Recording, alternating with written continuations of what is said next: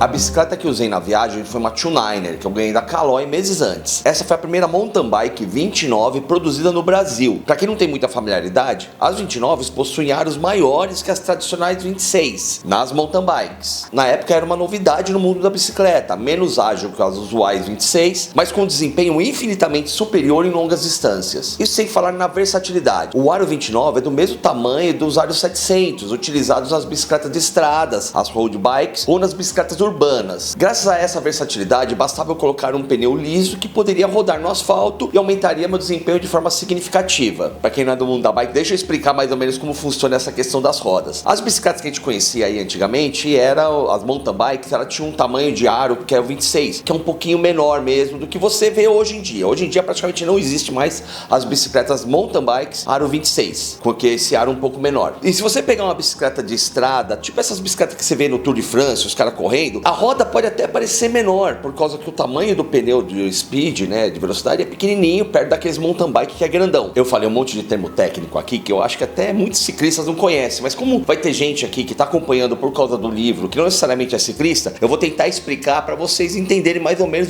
a importância do que eu falei agora. Esse aqui é um pneu que a gente chama de mountain bike. Mountain bike é bicicleta de montanha, na verdade é uma bicicleta de terra, mas para prática fora da estrada que a gente fala, né, off-road. Então você pode ver, o pneu ele é maior aqui assim, essa largura, e ele tem esses cravos aqui, tradicional. E esse aqui é um pneu que a gente chama de estrada, tá vendo? Ele é fininho a banda dele. A parte interna dele, o aro 26, por exemplo, ele vinha mais ou menos aqui dentro, começava daqui, um pouquinho menor. O que aconteceu? Eles pegaram as bicicletas dessa daqui, ó, de que é a road, pegaram esse tamanho de aro delas e colocaram um pneu maior. O que aconteceu? Um pneu maior na bicicleta, eu vou colocar aqui também uma foto dessas bicicletas antigas, essas bicicletas com essas rodas gigantes, eram justamente as bicicletas de corrida para a época. O que eles faziam? Quanto maior a roda, mais velocidade eles pegavam. E essa bicicleta era extremamente perigosa, tem muita gente que morreu praticando esse tipo de esporte, né? Isso daí lá no começo do século retrasado. Quando você pega o aro dessa bicicleta urbana e coloca um pneu de mountain bike, um pneu maior, quando você fizer longas distâncias, seu desempenho vai ser melhor. Você vai ter menos agilidade. Numa subida, você vai ter um pouco mais de dificuldade do que você teria com uma bicicleta com um aro menor, com uma rodinha menor. Por isso que pro cicloturismo, isso daí foi um ganho gigante, e sem contar da versatilidade. Quando eu tô pedalando na terra, eu vou com esse pneu aqui. Agora, se eu for pro asfalto, eu posso trocar por esse pneu aqui. Eu não preciso trocar a roda inteira. E vocês vão acompanhar na viagem que em vários momentos eu faço essa troca. Contextualizando, vamos voltar pro texto. Dias antes da minha viagem, percebi que meu quadro estava desalinhado. Fui então até a fábrica da Caloi em Atibaia e lá constatamos que o problema era no lote inteiro de quadros dessa bike. Resolvemos trocar por um novo, mas antes o alinhamos na mão, usando um equipamento de alinhamento e um martelo de borracha. Além disso, eles me arrumaram um jogo novo de pneus de Kevlar e câmeras para levar de reserva, até porque teria certa dificuldade em comprar pneus para ela caso tivesse problemas na estrada, já que as bicicletas 29 eram novidades no Brasil em 2010. Na época, a Renata Falzoni tinha um patrocínio da Levorin, a maior empresa especializada em pneus de bicicleta que hoje foi comprada pela Michelin. E ela me arrumou um jogo de pneus Slick 728C, na época um protótipo em Kevlar que a empresa estava pensando em comercializar. A Levorin é conhecida no Brasil por fabricar pneus para bicicletas de baixo valor agregado e até então não possuía uma linha de produtos de alto desempenho, e lá fui eu testar o pneu. Como pedalaria a princípio cerca de 1.500 km em asfalto antes de entrar no Pantanal, resolvi sair com esse pneu de São Paulo. Falam muito desse pneu durante a viagem, mas no geral ele foi mais do que aprovado. Tanto é que eles duraram 2 anos a mais na minha bike, mesmo depois de um corte que ele sofreu no primeiro dia.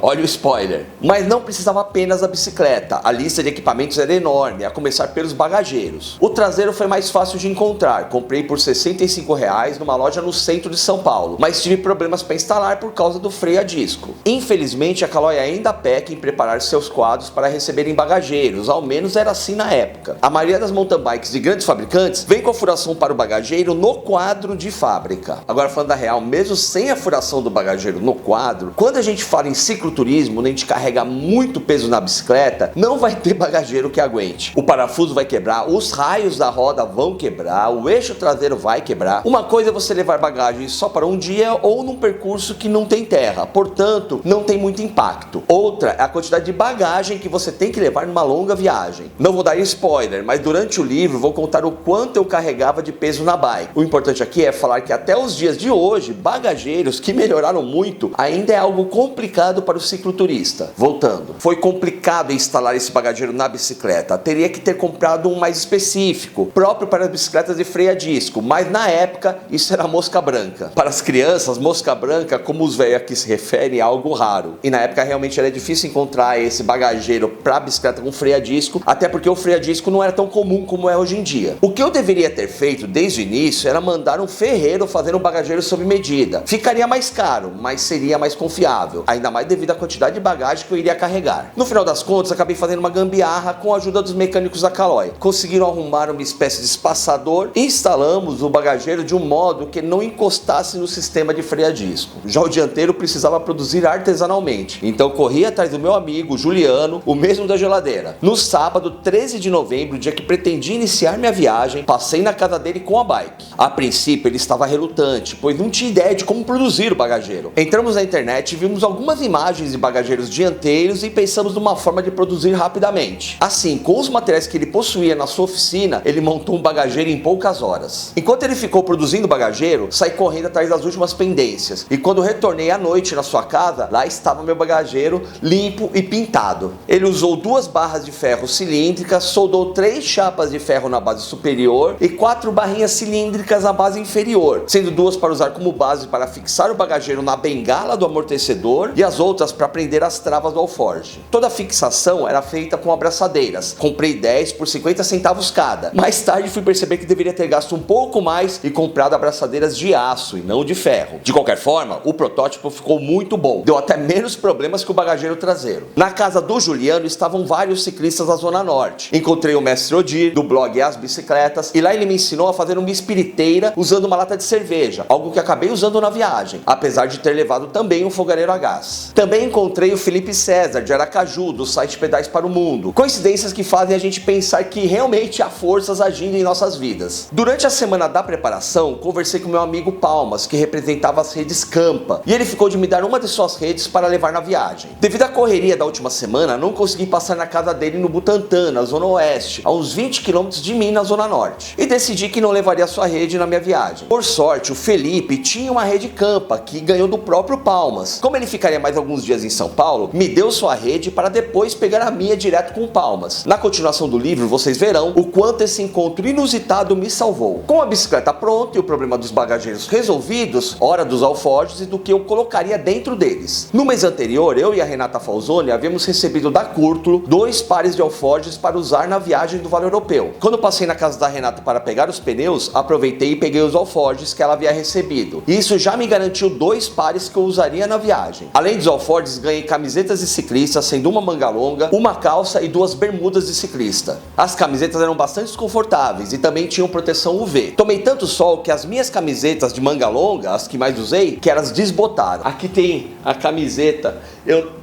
Essa camiseta eu não ganhei na viagem, eu ganhei logo na sequência da viagem. Mas foi na mesma época. Olha só como elas ficaram desbotadas de tanto que eu usei as camisetas. Infelizmente eu não achei a camiseta branca, nem a camiseta... A branca não desbotou, né? Porque já era branca. E eu não achei a camiseta azul. Mas eu tenho a bermuda da Curtulo, tem até hoje.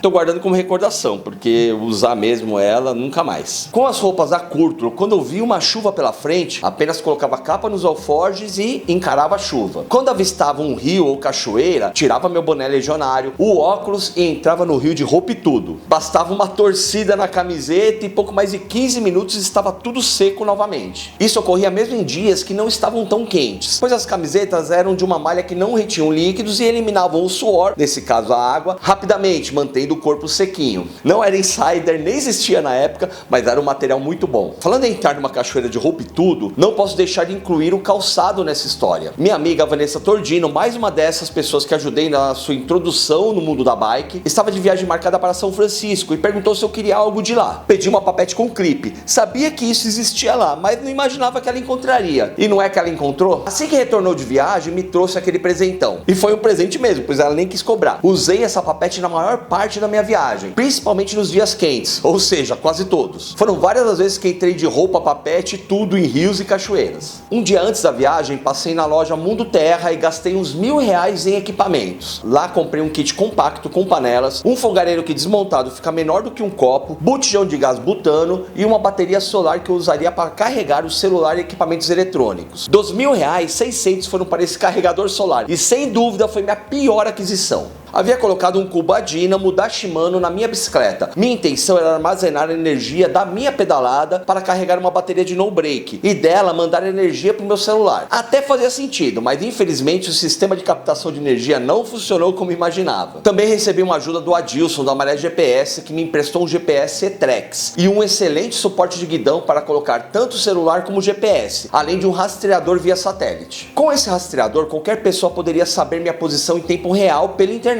mesmo se eu estivesse no local sem sinal de celular. Além de ser útil durante a viagem, ajudou a manter amigos e familiares tranquilos, mais ou menos tranquilos, pois como a tecnologia é sujeita a falhas, comigo não foi diferente, como vocês poderão conferir quando chegarem ao capítulo de Brasília. Queria comprar uma barraca mais leve, mas acabei levando a minha barraca antiga, que pesava cerca de 5 quilos. No final das contas, ela mais passeou pelo Brasil do que foi aberta. Faltavam diversos detalhes para iniciar a viagem, mas o dia 13 havia chegado, e se adiasse mais um dia, possivelmente teria desistido. Adiei ao máximo minha partida naquele dia, na esperança de ver minha ex-mulher chegar em minha casa com meu filho para me despedir deles, mas ela sequer deu algum sinal de vida. Já era sábado, havia passado a madrugada em claro, apenas arrumando a bicicleta e as bagagens, sozinho e completamente desolado. Às 5 da manhã do dia 14 de novembro de 2010, a bicicleta estava pronta, só faltava subir nela e cair na estrada. Não dava mais para voltar atrás. Apesar de ser uma idiotice, até aquele momento ainda tinha esperanças de que minha ex surgisse, mas ela não apareceu, então às 6 da manhã,